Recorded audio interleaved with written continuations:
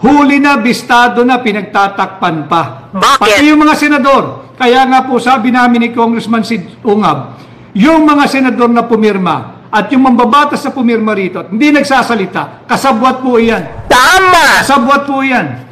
Paliwanag nila bakit sila pumirma, blanco. Tama ka. Isang senador na unang-unang lumabas at nagpapaliwanag pa na hinayaan daw niya yung kanyang mga staff na sila nang bahala. Yung po'y pag-amin. Pag-amin po yun. Yan po'y falsification of legislative document. Sasabit ka riyan. Tama ka na At naman! yung mga staff mo, huwag mo namang ilaglag. Trabaho mo yan, ikaw ang senador Ulitin ko, i-demote mo yung sarili mo, ikaw ang maging staff.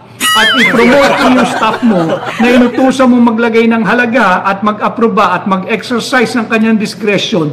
Siya ang gawin mong senador. Umalis ka riyan, hindi ka bagay riyan.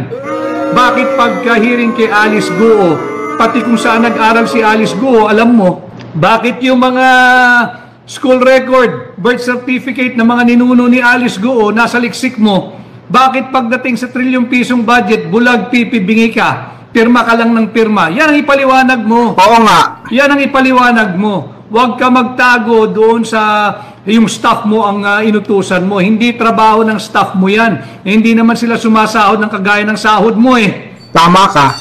Wala naman silang pork barrel na kagaya mo Wala naman silang AIX at akap na katulad mo So yan ang dapat mong ipaliwanag. Tama ka na naman!